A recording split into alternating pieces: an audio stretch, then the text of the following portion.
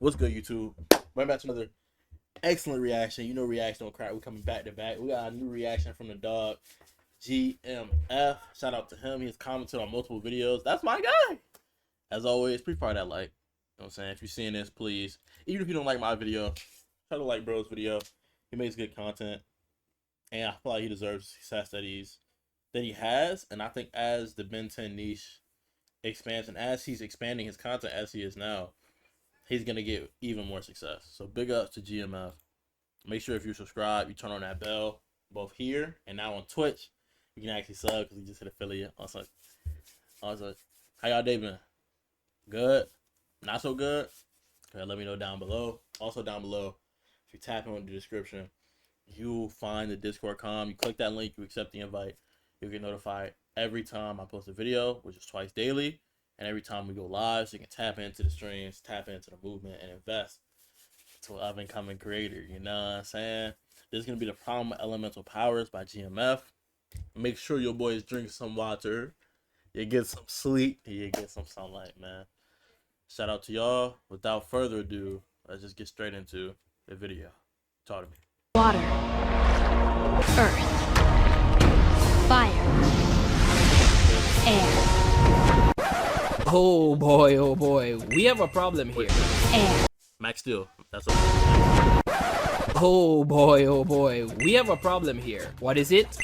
Well, I have an answer for you. Like the video and subscribe if you're new. This nigga killing the fish again.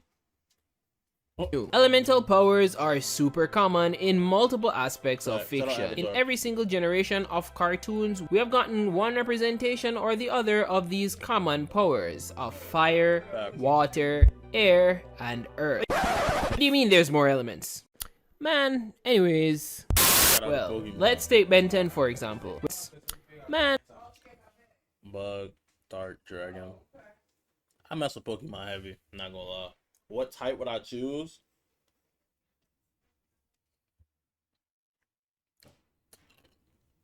I don't know. Them edits be convincing, bro. Right now they got me feeling steel heavy. But I mess with fire. I mess with the dog Blaziken. I mess with like Halucha, who I think is a normal type. Lucario steel. And like normal. I was talking about Dome, I say steel. With more thought, I don't know. I normally go fire starter. Not gonna lie, except for the Alola games, bro. Shout out to Side Eye, bro.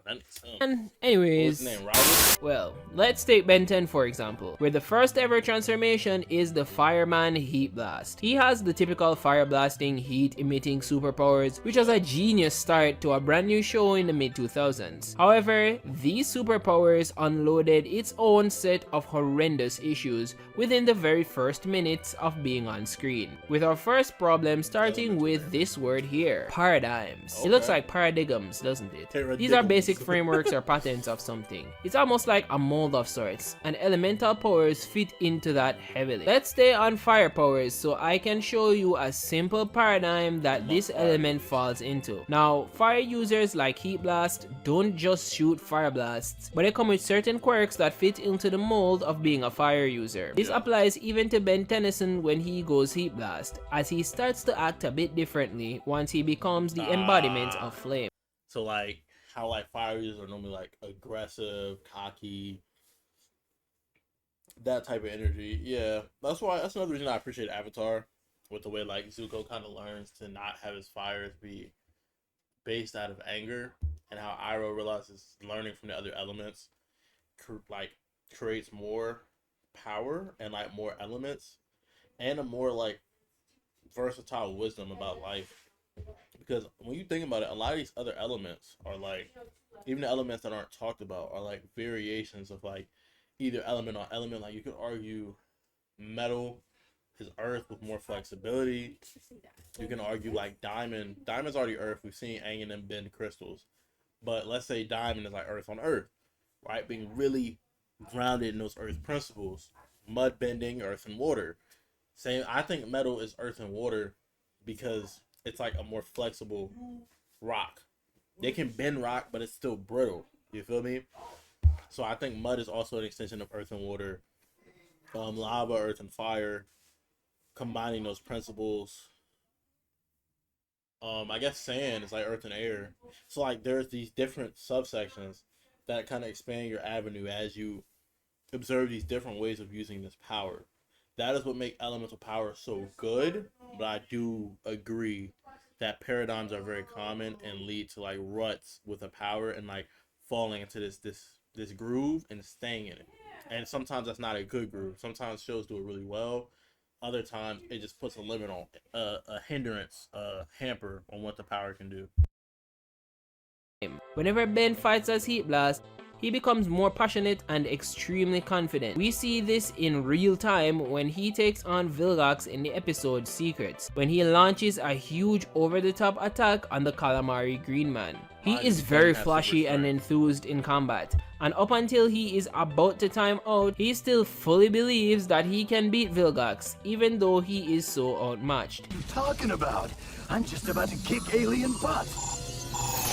Oh. He has a similar delusion to myself waiting for Ben 10 news at the Annecy Festival. But just to double down on how much of a performative monster Heat Blast becomes, we can look at his fight against the Megawatts as well in the episode Tourist Traps. He uses big fire blasts, exaggerated misdirection, and of course over-the-top taunting, and the final nail in the coffin is when he loses his temper and has a complete rage-induced meltdown in the episode Don't Drink the Water. However, this is the source of our first problem with fire elementals, but let's draw a few more parallels so you can see what I mean. Take for example a popular firebender, Zuko. He is a delusionally confident pyrokinetic character. Just for a brief overview, he is still in his mid-teens on a journey to find what would be a 100. Also, I saw a video from Mugen and he was going to talk about Fire Punch, so shout out to anyone who knows about Fire Punch.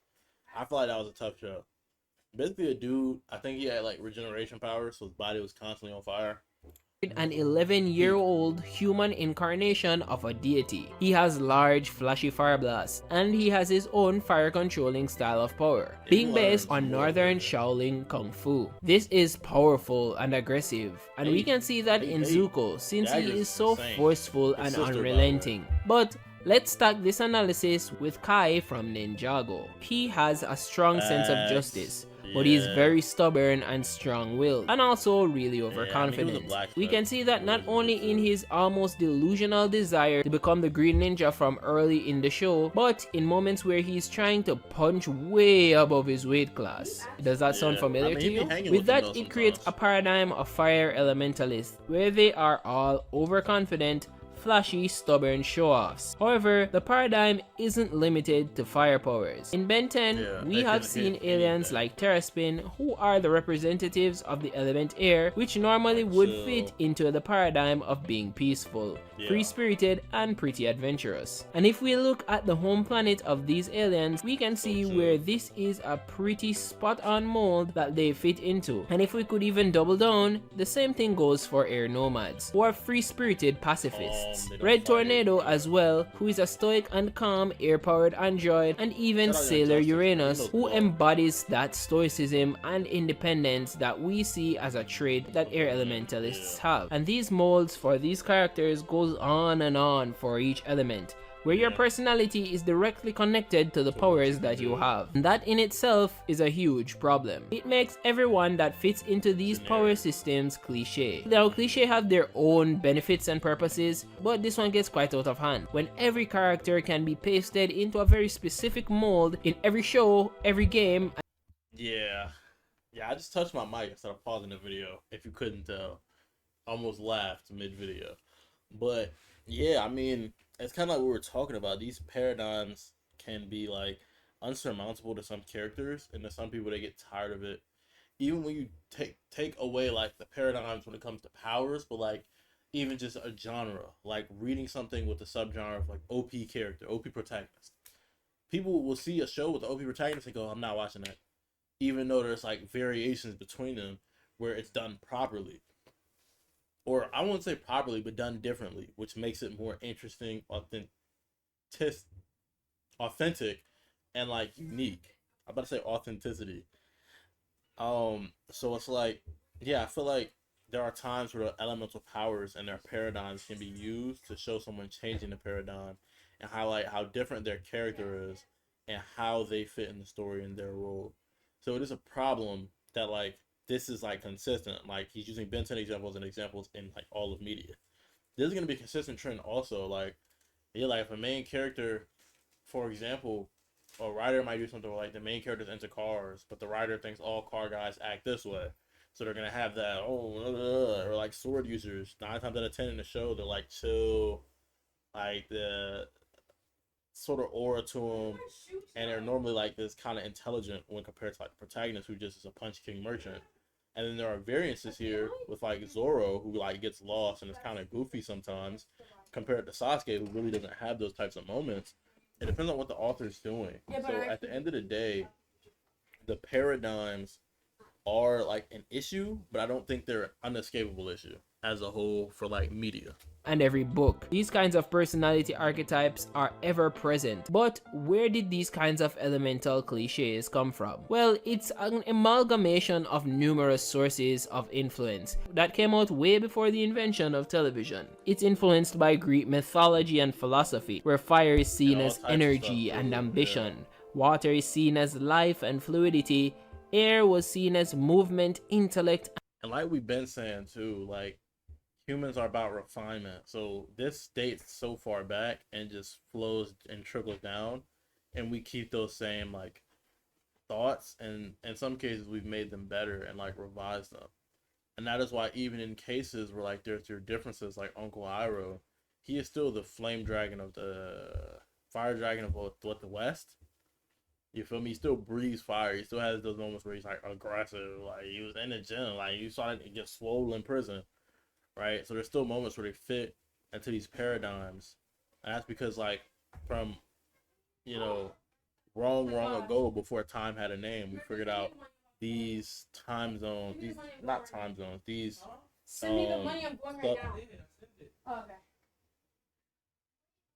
these subsections where these happen work well and have consistently worked, and a lot of people aren't the type of creator to break the mold. They'll break the mold with their story, but they don't feel like they need to break the mold with their character. You feel me? And that's just how humans have been. We just go down that stream. Not saying everything is the same and mundane, but we obviously have flashes of inspiration here and there. And then you can even see those characters can kind of get replicated. Like you'll see a unique character, and then you look down. Like for example, everyone was comparing like the TJK characters to like the Naruto characters. It's like that wave of inspiration can hit you. It doesn't mean it's the same thing. There's a difference there. But I think these paradigms and like these little subsections and groups of traits will probably persist. But I do think that they have the ability to change over time. And communication, and Earth was seen as reliable and sturdy. Pop quiz. Let me test you with this character here and see if you can tell what kind of personality he has. He has a water controlling combat style. Hold on. Jinbei, stoic character from One Piece. I mean, if they haven't watched One Piece, they're not going.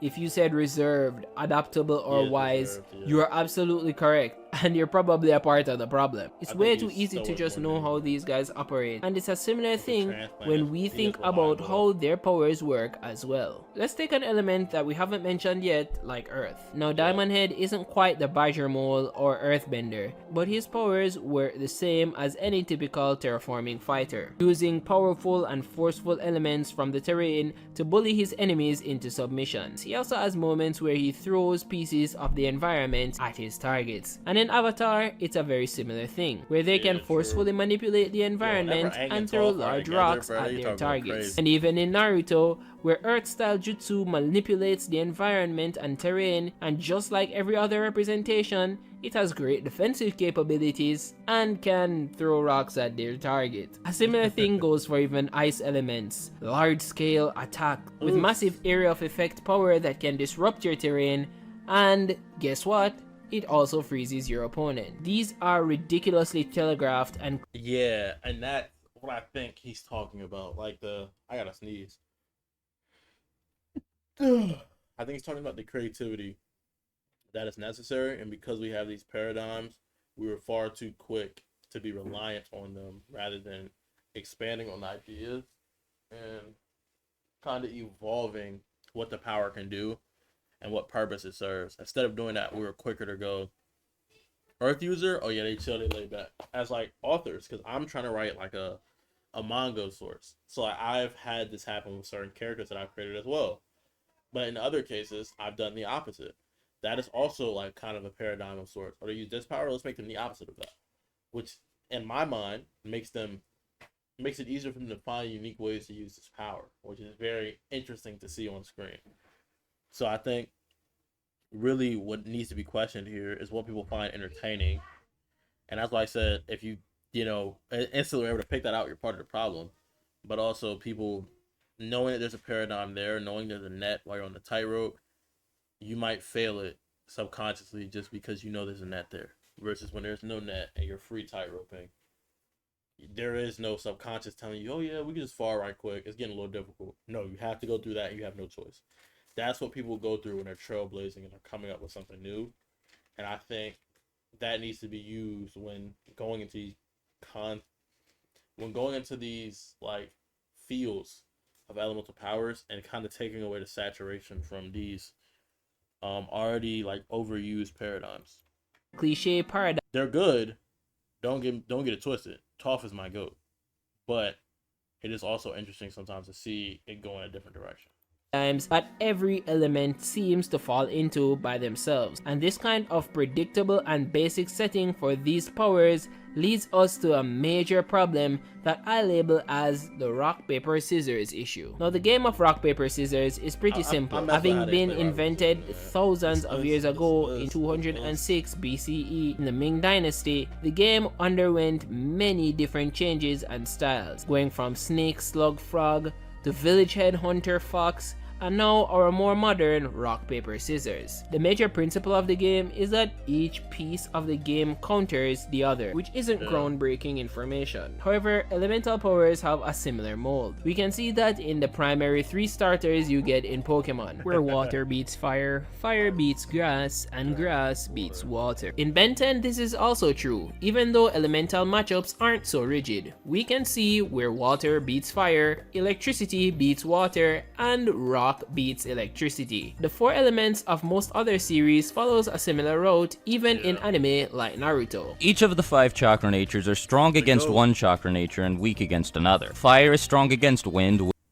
He normally puts featuring, so he must have probably like this must just be like an excerpt from Swag's video, and he shouted them out. Shout out Swag Kage.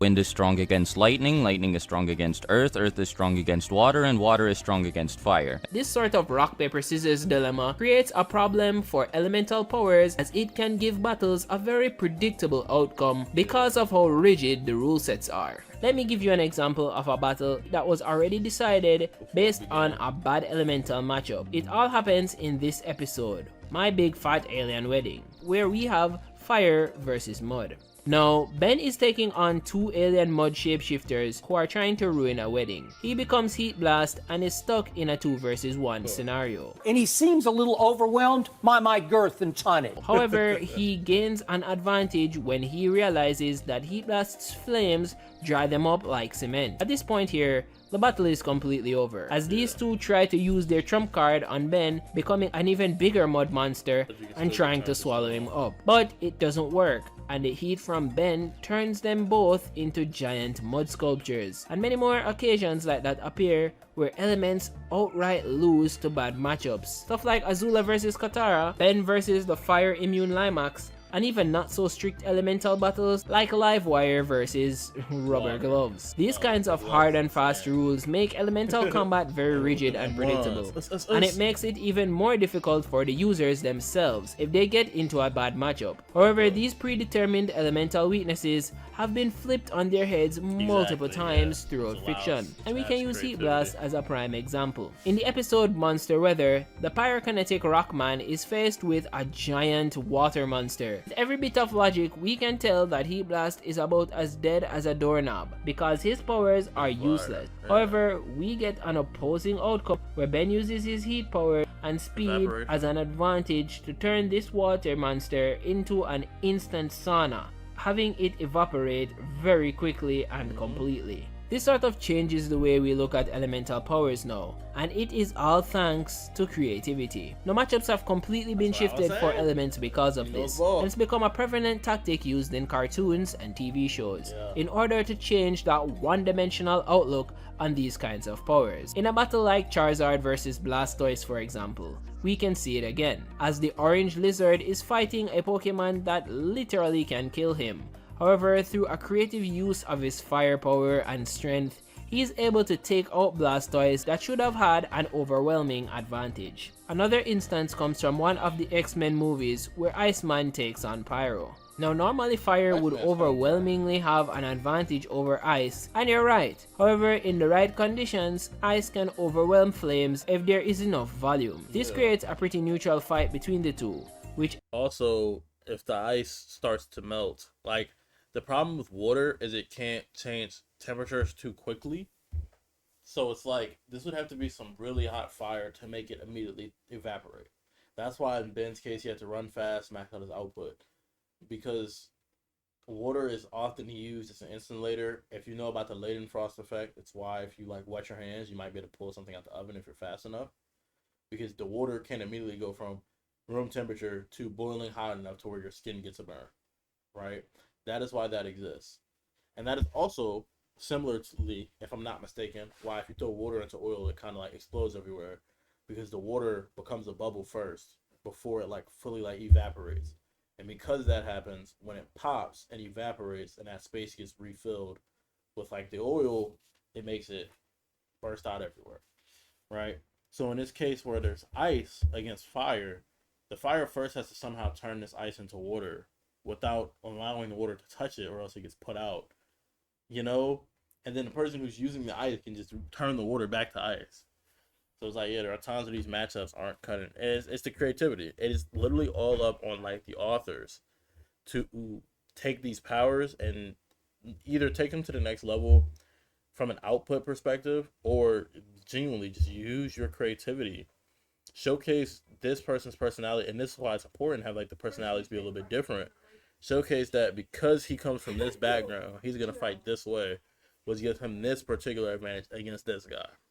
Ends with an overwhelming victory for Iceman, as he's able to take down Pyro and win the fight. This kind of a solution could help bring elemental powers out of that closed off box, which would stop them from being such a rigid power system. And this goes for the assigned personalities as well. This is easy to see in shows like Shaolin Showdown, where characters have their own elemental proficiency, but their personalities aren't always one-to-one. Let's take for example the main character of the show, Omi, who has control over the element of water. Omi is supposed to be adaptable, calm, and fluid. However, his depiction in the show is naive, boastful, and in some cases, very selfish. Even Azula in Avatar subverts her own paradigm, as she isn't angry and overconfident, but she is a calm, cold, and calculated firebender. Very different from your typical flame-empowered character, like Hotshot from Static Shock. But hey, that's just a Galvan's thoughts on what's wrong with elemental powers. Comment down below if you think I should do more videos like this.